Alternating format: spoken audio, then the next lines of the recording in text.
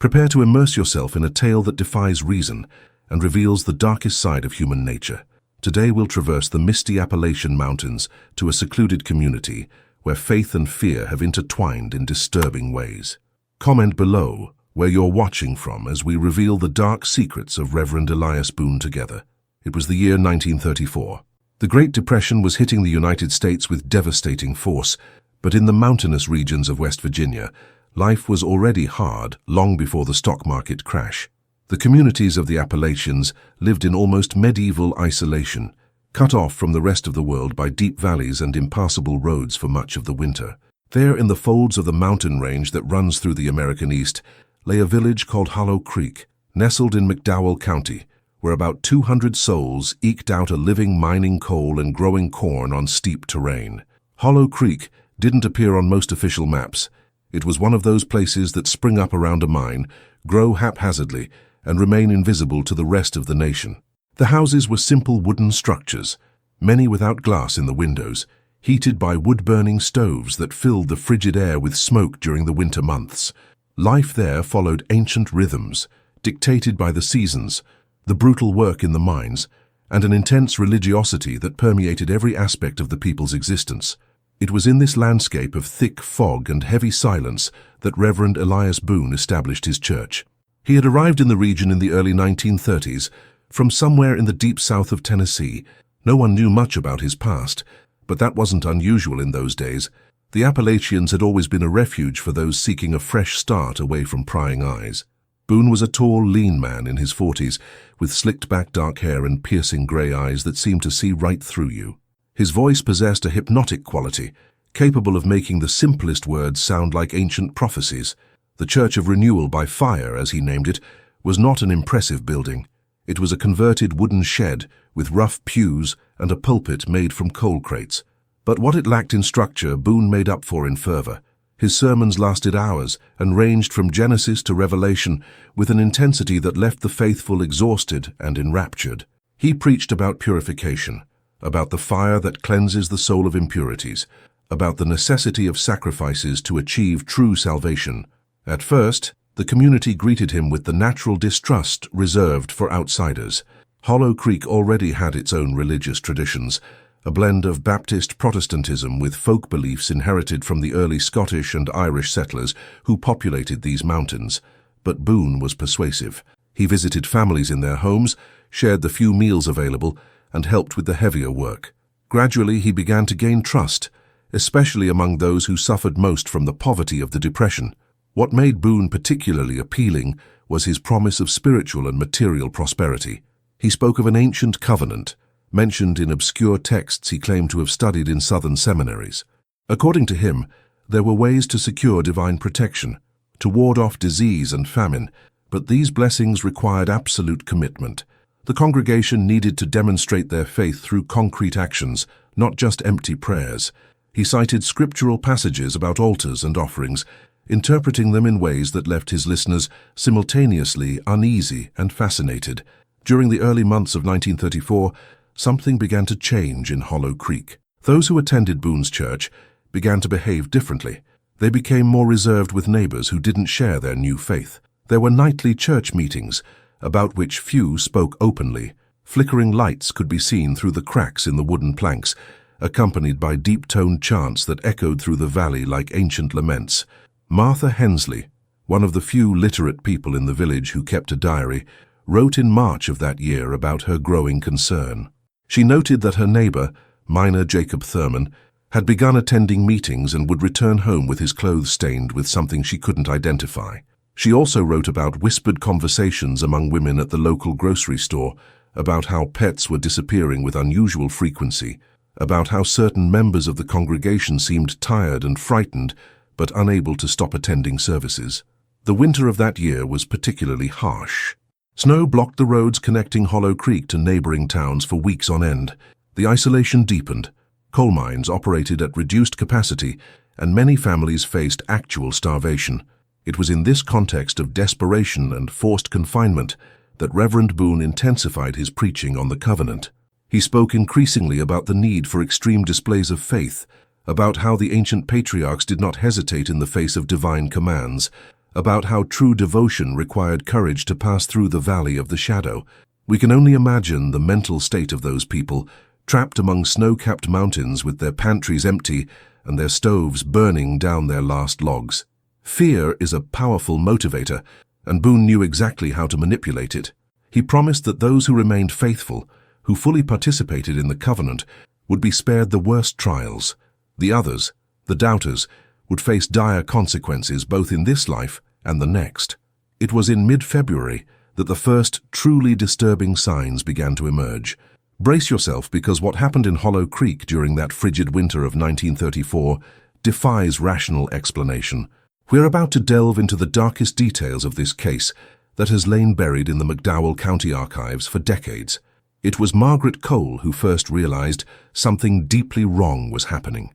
She was a midwife and traditional healer, one of the most respected women in the community, knowledgeable about medicinal herbs and ancient healing practices passed down through generations. Margaret did not attend the Boone Church. She remained faithful to her family's Baptist traditions and observed with growing apprehension the changes in her neighbors' behavior. In her medical notebook, preserved today in the West Virginia Historical Archives, she recorded observations that give us a sense of the scale of what was unfolding in those mountains. On February 17th, Margaret noted that she had been summoned to the Pritchard home because Mrs. Pritchard was experiencing strange symptoms, a high fever, uncontrollable tremors, and an irrational fear that prevented her from sleeping. When Margaret arrived, she found the woman in a state of profound agitation, muttering about things she had seen in church, about rituals that terrified her but from which she could not escape. Mr. Pritchard, a devoted member of the Boone congregation, threw Margaret out of the house before she could receive any treatment, saying that only the Reverend's prayers could cure his wife. 3 days later, Mrs. Pritchard was dead. The official cause was pneumonia, common in that brutal winter, but Margaret had her doubts. She had seen pneumonia many times in her long practice as a healer, and this was different. There was terror in the woman's eyes, a dread that went far beyond the fear of physical death. It was as if she had witnessed something that shattered her ability to cope with reality. The funeral was conducted by Reverend Boone, naturally. He preached for hours on the fragility of the flesh and the need to strengthen the spirit through complete submission to higher purposes. He spoke of how the deceased was now in a better place, freed from the temptations and doubts that plagued her. His words had an almost narcotic effect on the audience. People who should have been mourning seemed entranced, swaying gently as he spoke, their glassy eyes fixed on the preacher. Margaret Cole wasn't the only one to notice the oddities. Thomas Blackwood, the town blacksmith, a practical and skeptical man by nature, also began asking uncomfortable questions. Blackwood kept his forge running even during the coldest months, repairing tools and shoeing the few horses and mules still working in the mines. He had contact with nearly everyone in the town and overheard many conversations while he worked. What he heard during that winter left him deeply disturbed. Members of Boone's congregation began asking him to make strange objects. Iron hooks of unusual shapes, chains with links of specific sizes, pointed rods that served no agricultural or industrial purpose he could imagine. When he asked what they were for, he received evasive answers about church needs. One man, Joshua Keller, even offered Blackwood double the usual price for a set of handcuffs, saying only that they were for the purification rituals the Reverend was conducting. Blackwood refused to make the handcuffs. That crossed a line he wasn't willing to cross. After this refusal, he found himself treated coldly by the members of the congregation. Some stopped frequenting his forge, preferring to travel miles to the neighboring village to hire a blacksmith. Social ostracism was a powerful tool in such small and isolated communities. It meant not only lost business, but also a form of civil death, rendering you invisible to your own neighbors. During the first weeks of March, as the snowmelt finally began to open the roads, an unexpected visitor arrived in Hollow Creek. His name was Daniel Whitmore, and he was a traveling representative for a religious publishing house based in Charleston, the capital of West Virginia. Whitmore traveled through the remote villages of the Appalachians, selling Bibles, hymnals, and devotional literature. He was an educated man with a seminary degree and had seen many displays of religious fervor in his travels, but what he found in Hollow Creek deeply alarmed him. Whitmore arrived early one Sunday afternoon and, as was his custom, headed to the local church to present his products. He found the Church of Renewal by Fire in full swing. The service had been going on for hours. He later described the scene he witnessed in a letter to the editor of a Charleston newspaper. The church doors were closed from the inside, but through the cracks he could see and hear what was happening. Reverend Boone stood at the pulpit, but he was not preaching in a conventional manner. His voice rose and fell in an almost musical rhythm, repeating phrases in a hypnotic pattern. The congregation responded in unison, creating a kind of antiphonal chant Whitmore had never heard in any Christian tradition he knew. What disturbed him most was seeing through a side window that some of the worshippers appeared to be tied up or restrained in some way. He couldn't see clearly due to the dim lighting inside and limited viewing angle, but he had the distinct impression that not everyone there was participating voluntarily. There was also a strong odor emanating from the building, something between burning incense and another smell he couldn't identify, but which made him instantly nauseous. Whitmore tried knocking on the door, announcing his presence and his intention to offer religious literature. The service stopped abruptly. A heavy silence followed, lasting several minutes. Then the door opened just a crack, and Reverend Boone appeared. His eyes had a feverish quality, and there were dark stains on his clothes that Whitmore chose not to examine too closely.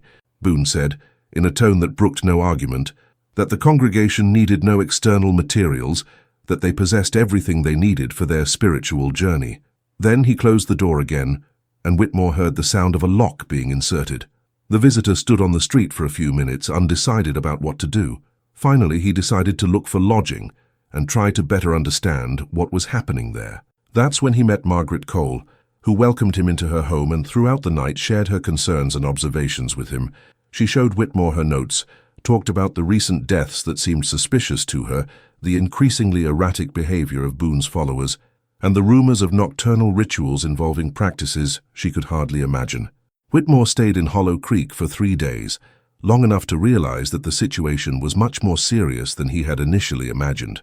Let's delve even deeper into this disturbing investigation, because what Daniel Whitmore discovered during those 3 days at Hollow Creek would reveal the true nature of the pact Reverend Boone had established with his congregation. Brace yourselves, for secrets are about to emerge from the shadows. During his stay, Whitmore spoke discreetly with several people in the village. Most of Boone's congregation refused to speak to him, looking away when he approached, quickening their pace as if his mere presence were a threat. But there were others, those who had not been fully absorbed by the Reverend's influence, and it was through them that Whitmore began to piece together a terrifying picture of what was really happening in that isolated community. Sarah Donnelly had been a widow for 2 years, ever since her husband died in a mine collapse. She was about 35 years old and supported herself by washing clothes for other families.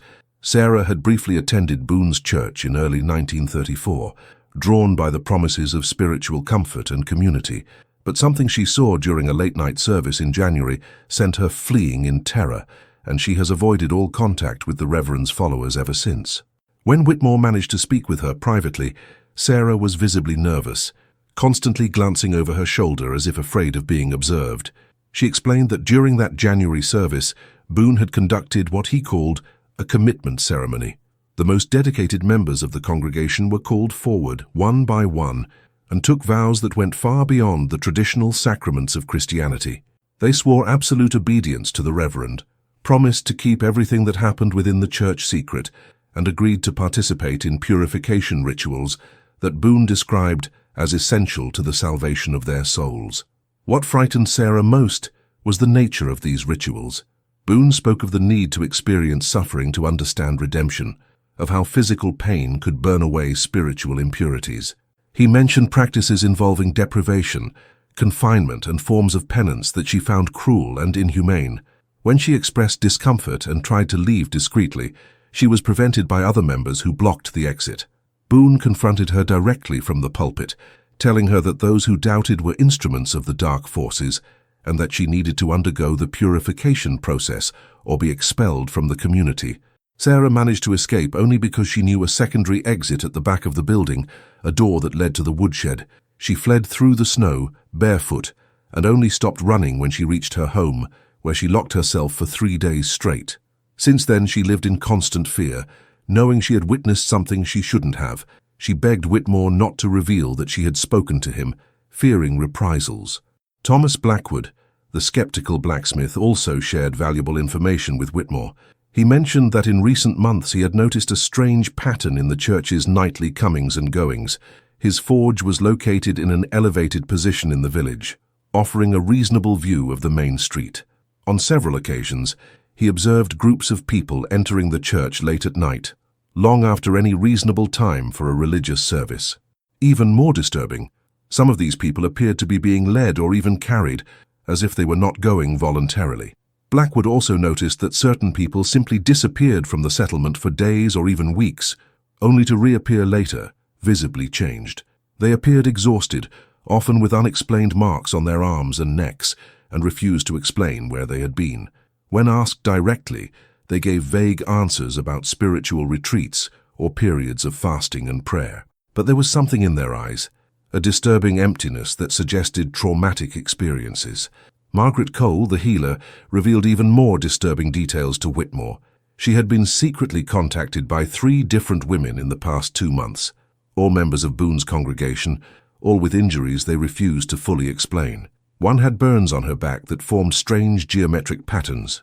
Another had deep marks on her wrists, consistent with having been bound for long periods. The third had fresh scars that Margaret could not classify, but which had clearly been intentionally inflicted.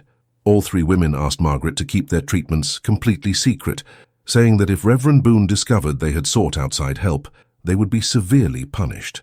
They described the punishments as necessary for their spiritual purification, using the exact language Boone used in his sermons. Margaret realized they had been deeply conditioned to accept suffering as part of their religious journey, unable to recognize that they were being systematically abused. Whitmore was horrified by what he was hearing. He had enough theological training to recognize that what Boone was doing had nothing to do with legitimate Christianity. It was a total corruption of religious teachings, a calculated manipulation of vulnerable people for ends he could barely comprehend. But he also understood that he was in an extremely delicate position. Hollow Creek was an isolated place, far from any effective legal authority. The McDowell County Sheriff had theoretical jurisdiction over the area, but he rarely visited these remote mountain villages, especially during the winter. Furthermore, Whitmore realized that a significant portion of the population was completely under Boone's psychological control. They would not see his intervention as a rescue, but as an attack on their faith. In such small, close-knit communities, outside interference was generally met with hostility. He needed to proceed with extreme caution. The night before his departure, Whitmore had an experience that definitively convinced him of the need to seek help from the authorities. He was staying at Margaret Cole's house, and around 2 in the morning he was awakened by sounds coming from the direction of the church.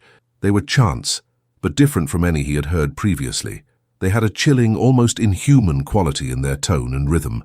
Accompanying the chants were occasional screams that could have been of religious ecstasy or agony. He couldn't tell which. Whitmore dressed silently and went out to investigate, keeping to the shadows. The church was lit from within, and the flickering light of torches or lamps cast dancing shadows on the wooden walls. He approached cautiously, trying to see through the cracks without being detected. What he glimpsed through those narrow openings was fragmented and confusing, but disturbing enough to make him retreat immediately. There were at least 30 people inside the church, arranged in a circle. In the center, Reverend Boone led some kind of ritual involving repetitive movements and recitations in a rhythmic pattern. Some of the participants appeared to be in altered states of consciousness, swaying violently or lying on the floor. Others remained rigidly still like statues. The atmosphere was intense and bordering on mass hysteria. Whitmore couldn't see any further details because at that moment someone grabbed him from behind. It was Joshua Keller, one of the congregation's most devout members, the same man who had asked the blacksmith for the handcuffs. Keller held him with surprising strength and whispered threats in his ear. He told him that outsiders were not welcome, that he should leave immediately and forget everything he had seen. If he tried to interfere or speak to authorities, there would be serious consequences not only for himself, but also for those who had helped him. Joshua Keller's threat echoed in Daniel Whitmore's mind throughout that sleepless night. He realized he had underestimated the situation, that he wasn't simply dealing with an eccentric preacher, but with something far more organized and dangerous. Let's discover together how this web of control and fear stretched across every corner of Hollow Creek. Whitmore set out at dawn, but not before making Margaret Cole promise to document everything she observed and keep her records hidden in a safe place. He traveled 2 full days through muddy roads until he reached Welch, the county seat of McDowell County, where he was finally able to present his concerns to the local sheriff, a man named Clayton Murdoch. Sheriff Murdoch was a World War I veteran in his 50s who had served the county for nearly 2 decades. He was well acquainted with the unique nature of Appalachian communities, their traditions, their isolation, and their tendency to resolve problems internally without involving outside authorities. When Whitmore presented his account, Murdoch listened attentively, but his expression betrayed growing skepticism. The sheriff explained that there were dozens of small churches and sects scattered throughout the mountains, each with their own interpretations of scripture and devotional practices. Some were certainly unconventional by the standards of established denominations, but that didn't constitute a crime. As for the allegations of abuse and coercion, Whitmore had no concrete evidence, only second-hand accounts and partial observations. Murdoch would need much more than that to justify official intervention in a religious community, especially one as remote as Hollow Creek. Whitmore persisted, citing the wounds Margaret Cole had treated, the temporary disappearances and the disturbing nighttime rituals. But Murdoch countered that wounds could have countless explanations in a dangerous work environment like coal mines, and that adults had a right to participate in religious rituals consensually, even if they seemed strange to outside observers. The sheriff was clearly reluctant to get involved in what could easily become a politically fraught situation involving religious freedom. However, Murdoch didn't completely ignore Whitmore's concerns. He promised to send one of his deputies to Hollow Creek in the coming weeks to conduct a discreet assessment of the situation. It would be a routine official visit, nothing that would alarm the community, but enough to see if anything significantly amiss was happening. Whitmore had to settle for this promise, knowing he lacked the authority or resources to do anything more on his own. What Whitmore didn't know was that his visit to Hollow Creek and his conversations with the locals hadn't gone unnoticed by Reverend Boone. In such small communities, secrets are rare luxuries. Someone, likely one of the most devoted churchgoers, had reported to the Reverend about the stranger asking inconvenient questions. Boone was too intelligent not to realize the danger this posed. In the days following Whitmore's departure, the Reverend convened a series of private meetings with the leaders of his congregation. These gatherings took place in Boone's own home, a simple but larger-than-average building in the village, located on a raised plot of land overlooking the church. Those summoned to these meetings left with grave and determined expressions, like soldiers ordered to a critical mission. Margaret Cole watched these movements with growing apprehension. She knew she had taken a risk by speaking to Whitmore, and now she feared the consequences. Her house began receiving nocturnal visitors who didn't knock, just stood outside, silent, for hours. It was a psychological intimidation tactic, and it worked perfectly. Margaret could barely sleep, jumping at every noise, imagining that at any moment they would suffer more direct reprisals. Thomas Blackwood also noticed changes in the congregation's behavior. They had become even more withdrawn, speaking only to each other, moving through the village as a cohesive group that deliberately excluded everyone else. The social divide in Hollow Creek was deepening, creating 2 distinct communities within the same geographic space, Boone's followers and everyone else. It was mid-March when Sheriff Murdoch's promised deputy finally arrived in Hollow Creek. His name was Ernest Dalton, a young man of perhaps 28 who had joined the sheriff's department only a year earlier. Dalton was conscientious and took his job seriously, but he was also inexperienced in handling delicate situations that required diplomacy beyond the authority of the badge. Dalton arrived on a Tuesday afternoon, riding a sturdy horse he had rented from a nearby town, as the official car couldn't navigate the muddy roads leading to Hollow Creek. He formally introduced himself to some of the locals, explaining that he was making a routine patrol of the area, checking for problems that required attention from county authorities. It was a transparent lie, as such patrols almost never took place at that time of year, but it was the official story.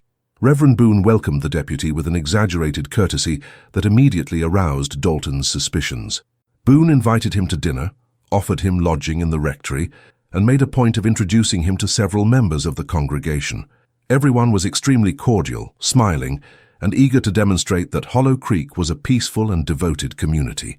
Dalton realized it was a carefully orchestrated performance, but he couldn't quite pinpoint what was wrong. Over dinner, Boone spoke at length about his spiritual mission, about how he had brought renewal and purpose to those lost souls in the mountains.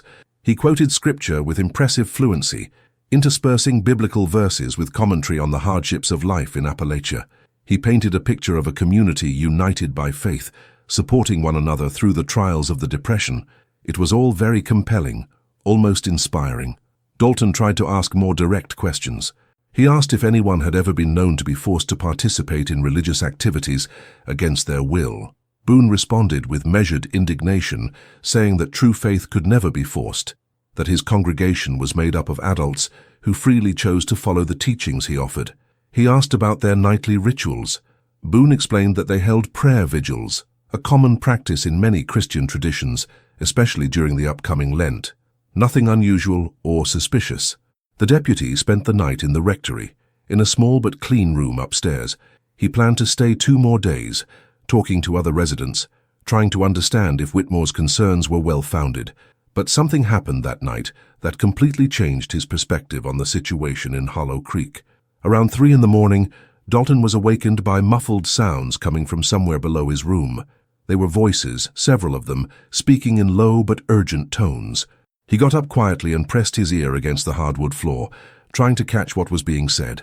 He couldn't make out specific words, but the tone of the conversation was clearly conspiratorial. There were also other sounds he couldn't identify, heavy movements, as if something large were being dragged. Dalton dressed quickly and descended the stairs with the utmost care, each wooden step threatening to creak and betray his presence. He reached the ground floor hallway and saw light emanating from a door leading to the basement. The door was ajar, and through the crack he could see shadows moving on the walls of the staircase leading down. Voices became clearer. He recognized Reverend Boone's voice, speaking authoritatively about preparations that needed to be completed before dawn. What Deputy Ernest Dalton was about to discover in that basement would forever change the course of this investigation. Brace yourself, because Reverend Boone's darkest secrets are finally emerging from the depths of that isolated house in the Appalachian Mountains. Dalton descended a few more steps, positioning himself to get a better view through the crack in the door. What he saw left him completely still, processing the scene before his eyes. The basement was larger than he would have expected in such a house, seemingly extending across the entire base of the building. The stone walls were illuminated by several oil lamps, creating a flickering yellow light that made the shadows dance unsettlingly. There were approximately 12 people in the basement, including Reverend Boone. They all wore dark clothing, almost uniform in its simplicity. What caught Dalton's attention most was the structure in the center of the space. It appeared to be some sort of platform or altar, constructed of heavy wooden planks, surrounded by symbols painted on the dirt floor. The symbols weren't conventional Christian, at least not the ones Dalton recognized from his occasional visits to the Baptist church of his childhood. They were complex geometric patterns, concentric circles, multi-pointed stars. On the platform were objects that Dalton couldn't fully identify from a distance and in the poor lighting, but he made out what appeared to be chains, metal hooks, and other implements that made him deeply uncomfortable. Boone was giving specific instructions on the placement of these objects, as if preparing some kind of elaborate ceremony. One of the men present asked about the outsiders who had been in the village, clearly referring to Whitmore and Dalton himself. Boone responded in a calm but authoritative voice, saying that those who did not understand the path to true purification were temporary obstacles. He spoke of the need to speed up the process, to complete the pact before outside interference could compromise what they had built over months of dedicated work. Dalton felt a chill run down his spine. Something was deeply wrong here, something beyond unconventional religious practices. The atmosphere in that basement was charged with palpable tension, a combination of twisted religious fervor and something darker he couldn't quite name. He needed to get out of there, return to Welch, and bring adequate reinforcements. But as he tried to retreat silently, his foot bumped into a ceramic vase someone had left in the hallway. The sound of the vase shattering on the hardwood floor was like thunder in that silent house. Instantly, all the voices in the basement ceased. Dalton heard quick footsteps coming up the stairs. There was no time to return to the bedroom. He ran toward the front door, but it was locked with a heavy deadbolt that would take precious seconds to open. He turned and saw Reverend Boone emerging from the basement door, followed by several of his followers. Boone's eyes met Dalton's, and in that moment, the deputy saw something he would never forget. There was no surprise or guilt in that look, only a calculated coolness, as if Boone were assessing a problem that needed solving. The Reverend spoke in an almost cordial tone, asking if Dalton was having trouble sleeping, if perhaps he would like to join them in their nightly devotions. There was a veiled threat in those words, disguised behind a mask of hospitality. Dalton replied that he had only gone down to get water, that he had no intention of interrupting his activities. His hand instinctively moved to the revolver he carried in the holster under his coat. Boone noticed the movement and smiled slightly, a smile that didn't reach his cold grey eyes. He said there was no need for tension, that everyone there was a servant of the same greater truth, simply following different paths to reach it. The other men spread out across the corridor, not in an overtly threatening manner, but strategically positioning themselves between Dalton and the possible exits. The deputy realized he was in an extremely dangerous situation. He was just one man against a dozen in hostile territory, far from any help. He needed to act with extreme caution if he wanted to get out of there alive. Dalton forced a smile and said it had been a long drive to Hollow Creek, that perhaps he was more tired than he thought and was imagining things. He apologized for disturbing his prayers and said he would return to his room. Boone nodded slowly, but his eyes remained fixed on the deputy, reading every micro-expression, assessing whether the man posed an immediate threat or whether he could be managed. The Reverend finally said it would be best if Dalton left at dawn, that his presence was causing unnecessary discomfort in the community, that the common people of Appalachia didn't feel comfortable being observed by authorities, even those with the best intentions. It was an order disguised as a suggestion, and they both knew it. Dalton agreed, said he would leave early, thanked them for their hospitality, and slowly climbed the stairs back to his room. Each step seemed to take an eternity. He could feel all those eyes on his back, scrutinizing his every move. When he finally reached his room and closed the door, he propped a chair against it and sat on the bed, fully dressed, revolver in hand, waiting for dawn. The hours leading up to dawn were the longest of Dalton's life. He heard constant sounds in the house, footsteps in the hallway, whispered conversations, the constant feeling of being watched. Several times he thought he heard someone testing his doorknob. He promised himself that if he survived the night he would bring all available county resources to bear on the county to properly investigate what was happening in Hollow Creek. When the first rays of sunlight finally began to lighten the sky through the small bedroom window, Dalton waited another hour before going downstairs. He found Reverend Boone drinking coffee in the kitchen, alone, as if nothing out of the ordinary had happened during the night. Boone was polite but cold, offering him coffee and bread, and watched as Dalton ate quickly, eager to leave. When Dalton finally left the house and walked to where he'd left his horse tied, he found Margaret Cole waiting for him near the church. She was pale, with deep circles under her eyes, and she held a brown paper envelope. She approached quickly, glancing nervously around, and tucked the envelope into Dalton's coat, whispering that these were his records, that he needed to take them to the authorities, that he needed to do something before more people suffered. Dalton wanted to ask questions, but Margaret was already walking away, hurrying back to her house. He safely stowed the envelope, mounted his horse, and began the ride back to Welch. Only when he was several miles away, finally beginning to feel safe, did he allow himself to fully process what he had witnessed. He knew he had stumbled upon something far greater and more sinister than anyone had imagined. What Dalton didn't know was that his visit had drastically accelerated Reverend Boone's plans. The preacher realized time was running out, that official interference would soon come and destroy everything he had built. He needed to complete the pact, and he needed to do it quickly. As Deputy Dalton rode frantically toward Welch, carrying Margaret Cole's disturbing records, Reverend Boone summoned his most loyal followers to an emergency meeting. What would unfold in Hollow Creek over the next few days would test the limits of human belief and reveal the extent to which one man can manipulate the faith of others for his own dark purposes. The meeting took place at the church shortly after noon, on the same day of Dalton's departure. About 40 people attended, the most committed members of the congregation. Reverend Boone stepped to the pulpit with a grave expression that immediately silenced the anxious murmurs that filled the space. He began to speak, his voice possessing that hypnotic quality that had won him so many followers over the previous months. Boone spoke of trials, of how all great spiritual journeys involve moments of supreme testing. He said the forces of the secular world were turning against them, that unbelievers couldn't grasp the magnitude of what they were trying to achieve. He invoked biblical passages about persecution, about how true believers have always been misunderstood and attacked by those trapped in the limitations of conventional thinking. His rhetoric was powerful, transforming an ordinary congressman's visit into an epic persecution of near-apocalyptic proportions. Then he revealed that the final moment had arrived. The pact he had been preparing for months needed to be consummated immediately, before external authorities intervened and destroyed everything. He described this pact as a ritual of collective purification that would permanently free them from the bonds of sin and doubt, that would guarantee their salvation regardless of what the outside world tried to do. But this ritual would require absolute commitment, total participation, and a willingness to cross what he called the Valley of Transformation.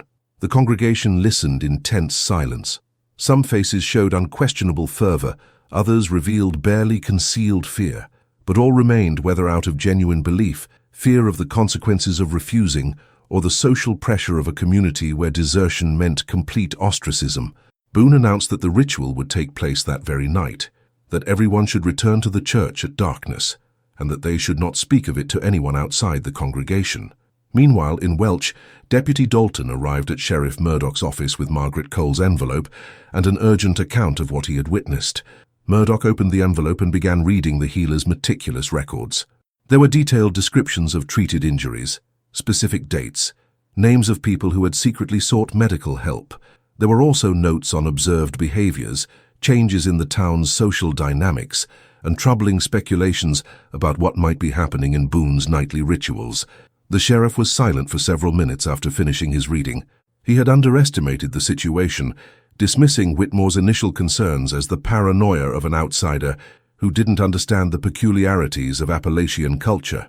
But Margaret Cole's records were systematic and compelling, and Dalton's account of what he had seen in the parsonage's basement added an element of urgency that could not be ignored. Murdoch made a decision. He would assemble a group of 6 deputies and leave for Hollow Creek immediately. It would take them as long as necessary to get there, probably 2 days given the road conditions, but they would be prepared to face resistance. If crimes were being committed under the guise of religious activity, he had a duty to investigate, regardless of the political complications it might generate. However, 2 days was too long. That same evening, while Murdoch was still organizing his expedition to Hollow Creek, Reverend Boone began what he called the Covenant Consummation Ceremony. The church was full, lit only by dozens of candles that cast dancing shadows on the wooden walls. The air was thick with burning incense, a mixture of resins Boone had prepared according to recipes he claimed were ancient and sacred. The ceremony began with hours of repetitive chanting, the same verses sung over and over until the words lost their individual meaning and became mere sounds, vibrations that filled the space and the minds of the participants. Boone led the chanting from the pulpit, his voice rising and falling in hypnotic patterns. People began to enter altered states of consciousness, some swaying rhythmically, others falling into tremors, some seemingly fainting. Then Boone began calling people forward individually. One by one they stepped onto the prepared platform. The Reverend placed his hands on their heads and spoke words in a language those present didn't recognize, but which he claimed was the language of the most ancient and secret texts. He spoke of sacrifice, of the need to offer something precious to receive something even more valuable in return. He spoke of marks that needed to be made, symbols that needed to be inscribed. What exactly happened during those hours at Hollow Creek Church remains partially obscure, because those present rarely spoke about it afterward, and when they did, their accounts were fragmented and contradictory, as if their memories had been distorted by trauma or denial. But we know from later records and the reluctant testimonies of some participants that Boone conducted rituals involving forms of extreme physical penance, which he called purification through suffering. People were instructed to participate in acts they would normally consider unacceptable, but which, in the context of that night, under the influence of prolonged psychological manipulation, peer pressure, and the altered state induced by hours of chanting and thick incense smoke, seemed not only acceptable but necessary. Boone had meticulously constructed over months a structure of control that culminated in that night, where individual autonomy was completely subsumed by the collective will he directed. Thomas Blackwood, the blacksmith who had resisted Boone's influence, watched the church that night from a distance from the window of his forge. He saw flickering lights, heard sounds that filled him with a visceral fear he couldn't rationally explain. Around 3 in the morning, he saw some people staggering out of the church, leaning on each other, looking exhausted beyond all normal limits. But many remained inside. Sarah Donnelly, the widow who had escaped months earlier, also watched from her home. She prayed silently for those people, knowing from experience the kind of psychological manipulation they were being subjected to. She considered going there, trying to intervene in some way, but knew it would be futile and potentially dangerous. The only thing she could do was hope the authorities would arrive in time, but the authorities wouldn't arrive in time. Sheriff Murdoch and his deputies were still more than a day away, slowly making their way through the muddy Appalachian roads. At Hollow Creek Church, Reverend Boone was completing what he considered his masterpiece of spiritual manipulation, cementing a control over his followers that transcended mere religious loyalty and entered the realm of absolute psychological servitude.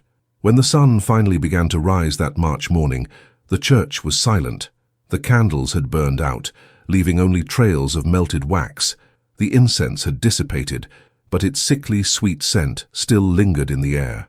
People began to file out slowly in small groups, their faces showing a strange mix of exhaustion, confusion, and something that could be described as traumatized resignation. The pact had been consummated, according to Boone. They were now united by bonds that transcended human laws, protected by forces that secular authorities could not touch.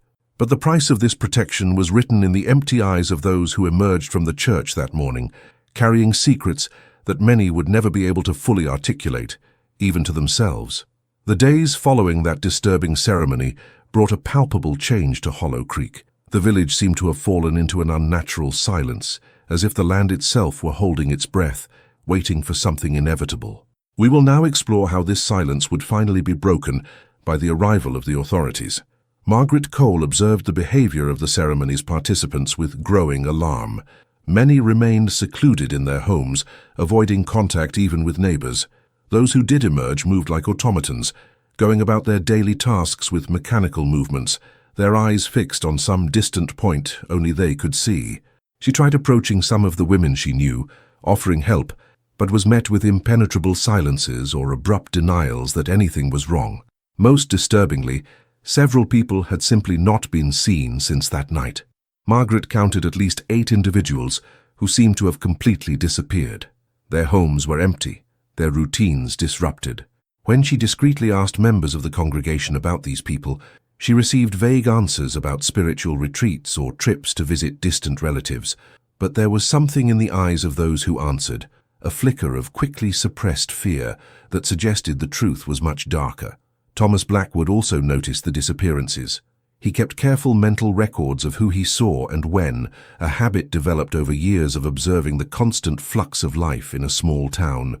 The absences were undeniable. He considered personally checking on some of the empty houses, but something held him back. There was an atmosphere in Hollow Creek that discouraged investigation, a feeling that asking too many questions could have dire consequences. Reverend Boone, on the other hand, seemed to be at his most triumphant. He moved through the village with renewed confidence, greeting people with smiles that didn't reach his cold, grey eyes. He led daily services at the church, always well attended, always with that unsettling intensity that characterized all his activities. He spoke of how the community had reached a new level of spiritual unity, how they were now protected from all external threats. It was on the afternoon of the 3rd day after the ceremony that Sheriff Murdoch and his 6 deputies finally arrived at Hollow Creek. They came prepared for possible resistance, each man armed and briefed on the delicate nature of the situation. Murdoch knew he needed to act firmly, but without provoking a confrontation that could result in unnecessary violence. The small party of law enforcement officers rode down the town's main street under the silent gaze of the townspeople. There were no warm greetings, none of the usual displays of Appalachian hospitality, just silence and cautious observation. Murdoch sensed immediately that something was deeply wrong. The air felt thick with tension, like moments before a thunderstorm. They went directly to the church, where they had been told they would find Reverend Boone. Indeed, the preacher was there, apparently waiting for them. He greeted the sheriff with an exaggerated courtesy that immediately put Murdoch on guard. Boone asked what he could do for the county authorities. What was the purpose of such a formidable visit? Murdoch explained that he had received reports of concerning activity and that he needed to ask some questions and possibly inspect certain facilities. Boone responded with a look of feigned surprise, saying he couldn't imagine what kind of activity could be considered concerning. They were simply a community of faith, seeking salvation through sincere devotion. If anyone had made accusations against them, they were certainly based on misunderstandings or prejudice against their unconventional religious practices. The sheriff wasn't distracted by Boone's rhetoric. He presented a list of names, the 8 people who had been reported missing. He asked where they were when they were last seen and whether they had left the town voluntarily. Boone maintained his composure, explaining that some of these people had indeed left for other locations, seeking work opportunities or reuniting with family. Others were on a spiritual retreat in secluded mountain locations, fasting and praying, all by choice, all adults capable of making their own decisions. Murdoch asked to see the parsonage's basement, relying on his deputy Dalton's account. Boone hesitated only a moment before agreeing, saying he had nothing to hide. He led the sheriff and 2 deputies to his home, descending into the basement that had been the scene of Dalton's disturbing observation days earlier. But the space was completely different. The symbols painted on the floor had been removed or covered. The central platform had been dismantled. What remained was simply a common cellar, used for storing provisions and firewood. There were a few carpentry tools, barrels of preserved food, nothing remotely suspicious. The sheriff was frustrated but not surprised. Boone had clearly anticipated this visit and taken steps to eliminate evidence. Murdoch then asked to speak to members of the congregation individually, without the Reverend present. Boone graciously agreed, saying that any of his congregants would be happy to confirm that everything at Hollow Creek was perfectly fine. Over the next few hours, Murdoch and his deputies interviewed about 20 people. Each conversation followed a frustrating pattern of denials and reaffirmations of loyalty to Boone. Yes, they were participating in religious rituals. No, nothing inappropriate or coercive was happening. Yes, some people had temporarily left the village. No, there was no cause for concern. The answers were nearly identical, as if they had been rehearsed, which they probably had been. Margaret Cole was one of the people Murdoch specifically sought out. She was at home, visibly frightened by the presence of the authorities. When the sheriff asked if she was willing to confirm what she had written in her records, Margaret hesitated. Her eyes darted nervously to the window, as if checking to see if she was being watched. Finally, in a low, trembling voice, she said that perhaps she had exaggerated her concerns, that things seemed worse than they actually were, and that she didn't want to cause unnecessary trouble. Murdoch immediately realized she was being coerced or threatened. He tried to reassure her that he could protect her, that she needn't fear reprisals, but Margaret just shook her head, insisting that everything was fine, that the sheriff should go away and leave Hollow Creek alone. There was genuine terror in her eyes, and Murdoch understood that she believed her life was in danger if she cooperated with the authorities. Thomas Blackwood was more direct when the sheriff approached him. In a hushed voice, away from prying ears in his forge, he told Murdoch that something terrible had happened in Hollow Creek, that people were disappearing, that the community was under the control of a dangerous man. But he also admitted he had no concrete evidence, only observations and suspicions. He begged the sheriff not to leave, to keep investigating, but acknowledged that Boone had been extremely careful not to leave any traces. Murdoch faced a legal and practical dilemma. He strongly suspected serious crimes were being committed, but lacked sufficient physical evidence to make arrests or obtain more comprehensive search warrants. Potential victims refused to cooperate, either out of genuine loyalty to Boone or out of fear of reprisal. The disappearances could be explained, though the explanations were unconvincing. He couldn't simply arrest people based on unconventional religious practices, even if he found them deeply disturbing. That night, Murdoch and his deputies camped on the edge of the town, refusing Boone's offer of lodging. The sheriff wanted to maintain his distance and independence, and he also hoped that his continued presence might encourage someone to come speak with him privately. But no one came. The town remained silent and closed, a community determined to protect its secrets at all costs. The next morning brought a development that would completely change the nature of Sheriff Murdoch's investigation. Sometimes the darkest secrets emerge not through investigative effort, but by pure chance. And that's exactly what happened that cold March morning in Hollow Creek. One of the deputies, named Robert Hayes, had left early to walk the perimeter of the village, scouting the area. Hayes was a methodical man with tracking experience gained from years of hunting in the mountains. He followed a narrow trail that climbed the slope behind the church, curious to see where it led. The trail wound between still leafless trees, gradually climbing until it reached a clearing about half a kilometer above the village. What Hayes found in that clearing brought him to an abrupt halt, his heart pounding. A wooden structure stood in the center of the open space, something between a shed and a cabin, crudely constructed but functional. The door was ajar, swinging slightly in the morning breeze. Hayes approached cautiously, his hand instinctively moving to the revolver in his holster. He called out, announcing his presence as an officer of the law, but there was no answer. When he pushed the door wide open and entered, it took a few seconds for his eyes to adjust to the dim light. What he saw then made him recoil involuntarily, his stomach churning. There were 4 people inside the structure, 3 women and 1 man, all in what could only be described as deplorable conditions.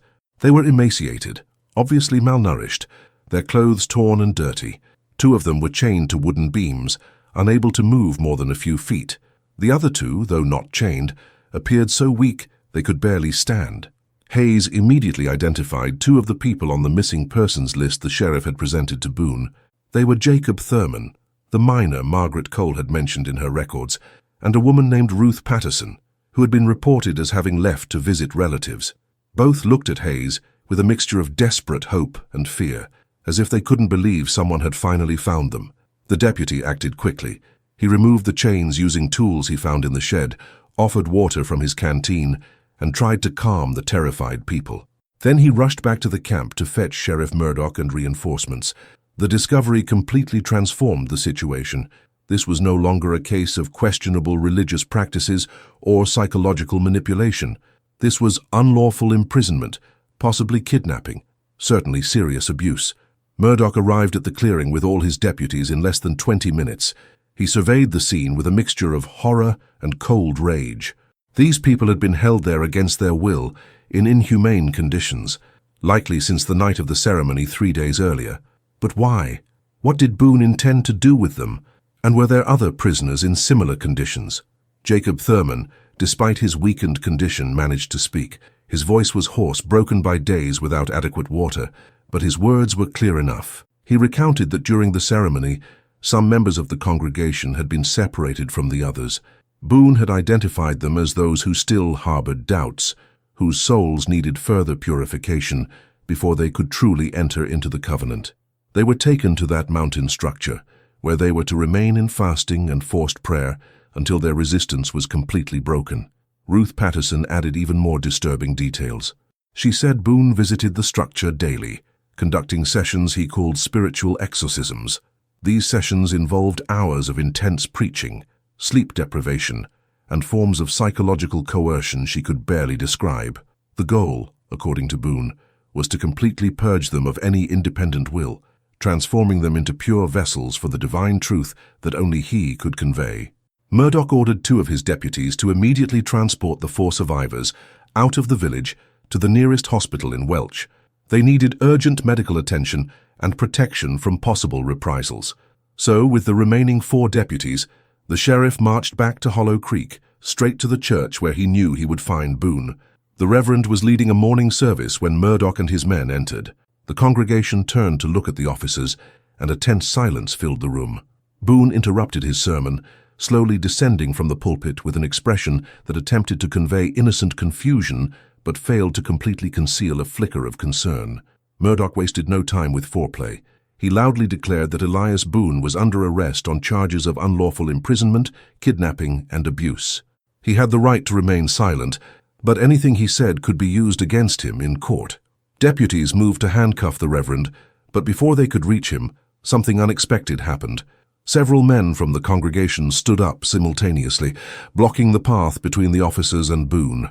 They said nothing, simply forming a human barrier, their faces showing an almost fanatical determination. Murdoch recognized that expression. These were people prepared to sacrifice themselves, convinced they were protecting something sacred, unable to recognize that they had been manipulated into defending their own tormentor. The sheriff spoke calmly but firmly. He said he didn't want violence, that no one needed to get hurt, but that Boone would get out of here arrested one way or another. He explained about the shed on the mountain, about the people found chained and starving, about how this wasn't religion but crime. Some faces in the congregation showed genuine shock, as if unaware of the place's existence. Others remained impassive, possibly knowing accomplices. It was then that Boone finally spoke. His voice had that hypnotic quality that had seduced so many, but now it also carried a barely concealed note of desperation. He said the authorities didn't understand, that everything he had done was for the spiritual good of his followers, that their souls were being saved through methods the secular mind couldn't grasp. He invoked religious freedom, the persecution of martyrs, and the historical misunderstanding of true prophets. Murdoch was undeterred.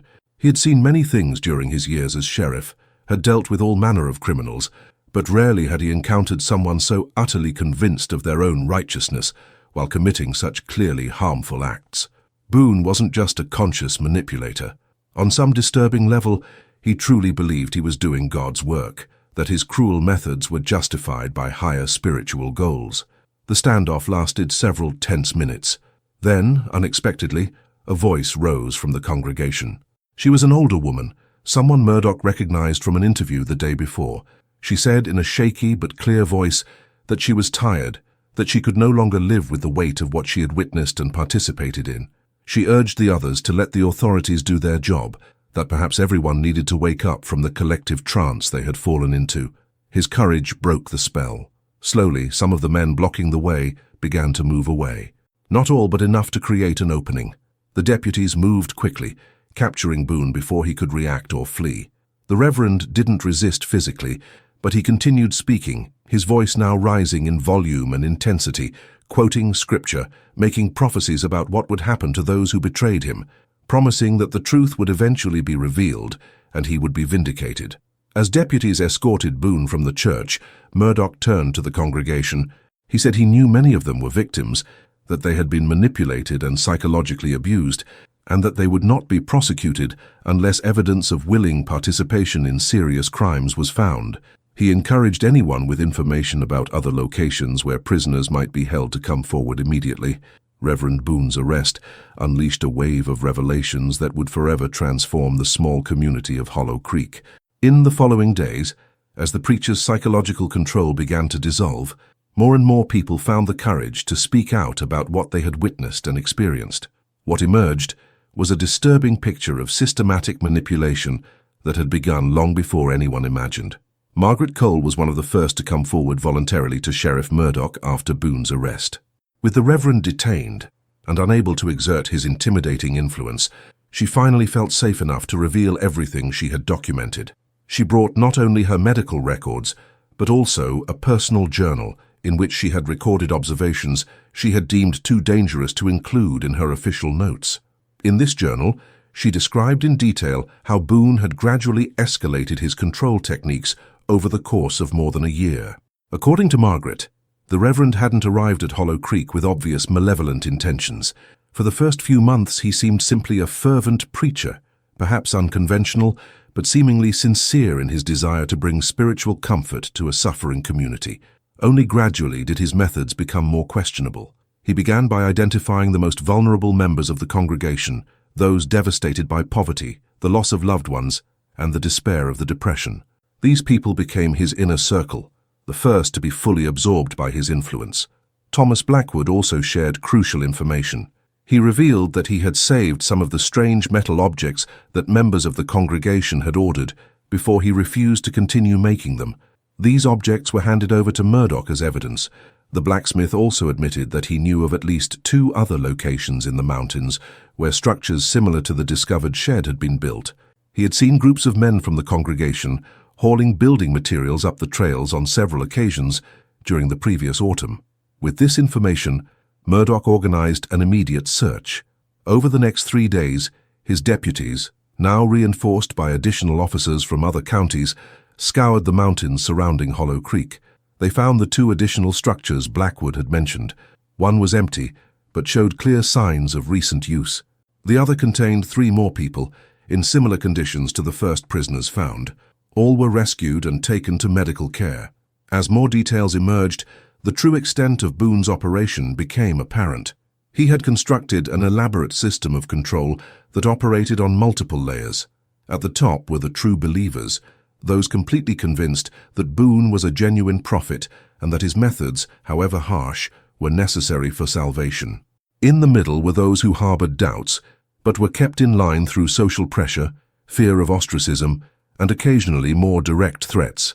At the bottom were those Boone deemed too resistant, who were subjected to forced purification treatments in the hidden structures. Sarah Donnelly, the widow who had escaped months earlier, finally agreed to give a full statement. She described how Boone used sophisticated techniques of psychological manipulation that she only later recognized as such. He created an environment of constant confession where people were encouraged to reveal their most intimate fears, doubts, and sins. He then used this information against them, exploiting their specific vulnerabilities to deepen his control. He alternated between exaggerated displays of affection and episodes of cold rejection, creating a cycle of emotional dependence. One of the most disturbing aspects revealed was how Boone had manipulated family structures within the congregation. He encouraged members to report to one another when they observed signs of doubt or disobedience. Husbands were instructed to watch their wives, fathers to monitor other adults in the family. This network of mutual surveillance created an atmosphere of constant paranoia where no one could fully trust anyone except Boone himself, who positioned himself as the only reliable arbiter of truth. Documents found in the rectory during a more thorough search revealed that Boone kept detailed records of each member of the congregation. He noted their psychological weaknesses, their specific fears, information about their families, and personal histories. These records were organized in a systematic, almost scientific manner, suggesting that Boone approached the manipulation of his followers as a kind of methodical project. There were also outlines of what he called stages of purification, a gradual program of psychological conditioning that would culminate in what he described as complete death of the ego and rebirth in total union with the divine will. As more people in the congregation began to process what they had experienced, many fell into states of profound confusion and guilt. They struggled to reconcile their memories of what they had done and witnessed with their previous values. Some had actively participated in the capture and imprisonment of other members whom Boone had identified as needing further purification. Others had remained silent while witnessing abuse. The line between victim and accomplice was often blurred, and this ambiguity weighed on the community like a dense cloud. Murdoch faced difficult decisions about whom to prosecute. Boone would certainly be brought to trial on multiple serious charges. But what about the others? He identified about 8 individuals who had clearly acted as Boone's lieutenants, implementing his orders knowingly and often enthusiastically. These would be prosecuted as accomplices. But the majority of the congregation, Murdoch concluded, were primarily victims, people who had been systematically broken psychologically over months until they lost the capacity for independent moral judgment. News of the Hollow Creek case began to spread beyond McDowell County. Newspapers in Charleston, and eventually in larger cities like Pittsburgh and Washington, D.C., began publishing articles about the Reverend, who had kept his congregation under control through methods that combined religious fervor with psychological and physical coercion. The case attracted attention because it revealed disturbing aspects of how isolated communities could be vulnerable to charismatic figures, especially during periods of extreme economic hardship like the Great Depression. Psychologists and religious scholars began visiting Hollow Creek, interested in documenting the phenomenon. Some drew parallels with other historical cases of religious leaders who had veered into darker territory, exploiting the human need for meaning and community for destructive ends. Others focused on the specific mechanisms of control Boone had employed, trying to understand how so many seemingly sane people had been led to participate in or tolerate acts they would normally consider abhorrent. Daniel Whitmore, the religious literature salesman whose initial visit had sparked the entire investigation, returned to Hollow Creek several weeks later. He was simultaneously relieved to have trusted his instincts and horrified to discover how dire the situation truly was. He spent time talking to survivors, trying to offer some kind of spiritual perspective that might help them rebuild a faith that had been so grotesquely distorted. But it was delicate work, because many now associated any form of religiosity with the manipulation they had suffered. The church itself, the wooden building that had been the center of Boone's activities, became a site of conflicting feelings for the community. Some wanted to demolish it, to physically erase the reminder of the horrors that had occurred there. Others argued that it should be preserved as a memorial, a warning against the dangers of blind faith and the surrender of total individual autonomy to any leader, no matter how charismatic or convincing. The argument remained unresolved for months, and the building sat abandoned, its doors locked, its windows gradually covered with cobwebs. We now reach the conclusion of this disturbing story, where the echoes of Reverend Boone's dark pact would continue to reverberate for decades, leaving deep scars not only on the direct victims, but throughout the Appalachian region. Prepare to discover what finally happened to the preacher and the community he nearly destroyed. The trial of Elias Boone began in the McDowell County Courthouse in June 1934, 3 months after his arrest. It was one of the most sensational cases the region had seen in decades. The courtroom was packed daily, with people traveling from neighboring counties just to see the man who had exercised such absolute control over dozens of people. Journalists from several states attended, filling notebooks with notes on every detail of the case. The prosecution presented a devastating case.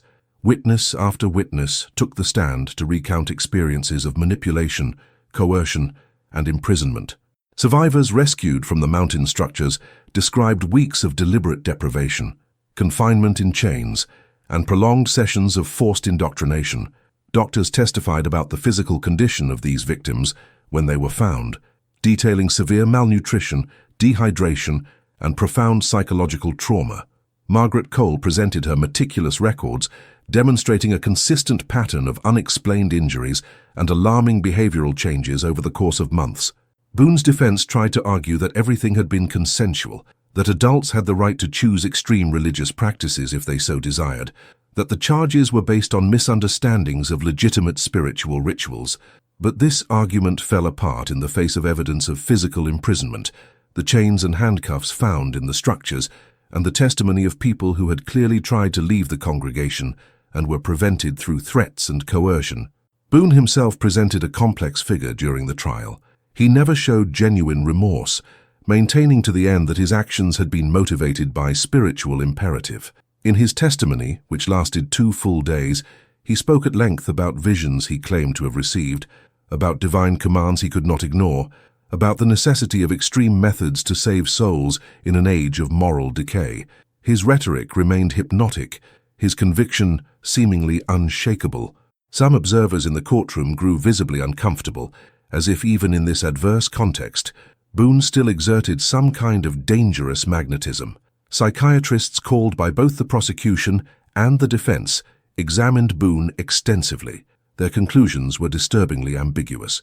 He was not technically insane by the legal standards of the time. He fully understood the nature of his actions and the distinction between right and wrong by conventional social standards. But he possessed what one expert described as an extraordinary ability to rationalize destructive behavior through elaborate religious belief structures. He had constructed an internal cosmology so complex and self-referential that it justified any action, no matter how cruel, as necessary for higher spiritual purposes. The jury deliberated for only 5 hours before returning a guilty verdict on all major charges: unlawful imprisonment, kidnapping, aggravated assault, and multiple counts of conspiracy to commit crimes. The judge, in sentencing, spoke at length about how religious freedom, however sacred in American tradition, could never serve as a shield for acts that caused actual physical and psychological harm to other human beings. Boone was sentenced to 30 years in Moundsville State Penitentiary, one of the harshest facilities in West Virginia. 8 of his closest lieutenants were also tried and convicted, receiving sentences ranging from 3 to 15 years, depending on their level of involvement in the crimes. For most of the other members of the congregation, there were no criminal charges, but the psychological consequences of what they had experienced would haunt them for the rest of their lives. Hollow Creek never fully recovered. Many families left the village in the following months and years, unable to continue living in a place so steeped in traumatic memories. Some moved to larger cities, seeking anonymity and a fresh start. Others simply dispersed to neighboring towns, trying to rebuild lives that had been shattered by the experience. The village itself gradually withered. The local coal mine closed during World War II, and by the 1950s, Hollow Creek had become virtually a ghost town. The church where Boone had conducted his disturbing rituals remained standing for more than a decade after the events, slowly deteriorating. In 1947, it finally collapsed during a severe storm, its rotting wooden planks giving way under the weight of the accumulated snow. No one rebuilt it. Today only a stone foundation marks where it once stood, overgrown with vegetation and often overlooked by the occasional hiker passing through the area. Reverend Boone spent 17 years in Moundsville Penitentiary before dying of pneumonia in 1951. He was about 57 years old. Accounts from prison guards suggest that he maintained his posture as a misunderstood prophet until the end, occasionally attempting to convert other prisoners, though with limited success. His personal belongings, including the detailed diaries he kept about his followers, were eventually donated to the West Virginia Historical Archives, where they remain available to researchers studying psychological manipulation and control in religious contexts. Margaret Cole continued to live in Appalachia until her death in 1963 at the age of 82. She never completely stopped practicing as a healer, but she always carried the weight of guilt for not acting more decisively when she first noticed signs that something was wrong. In her later years, she spoke frequently with researchers and students about the importance of trusting one's instincts when something seems amiss, even in religious or community contexts that discourage questioning. Thomas Blackwood remained at his forge until his retirement in the late 1940s. He became a sort of unofficial guardian of the memory of what happened, sharing the story with anyone willing to listen, always emphasizing how entire communities can be gradually seduced by charismatic figures when the conditions are right. Isolation, economic hardship, desperation, and a lack of external accountability structures. The survivors who had been held prisoner in the mountain structures faced long and difficult journeys of recovery. Some never truly overcame the trauma, struggling for the rest of their lives with nightmares, paralyzing anxiety, and difficulty trusting any authority or community.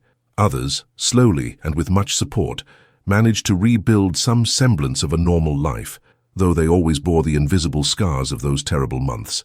The Hollow Creek case eventually became the subject of academic study, cited in works on cult psychology, the sociology of isolated communities, and religious ethics.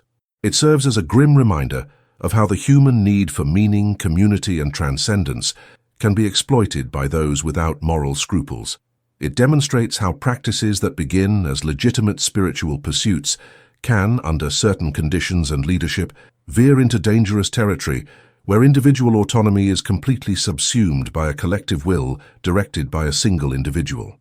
Today, if you travel through the Appalachian Mountains in the region where Hollow Creek once stood, you'll find only scattered ruins, moss-covered stone foundations, and the occasional leaning wooden structure stubbornly resisting the test of time.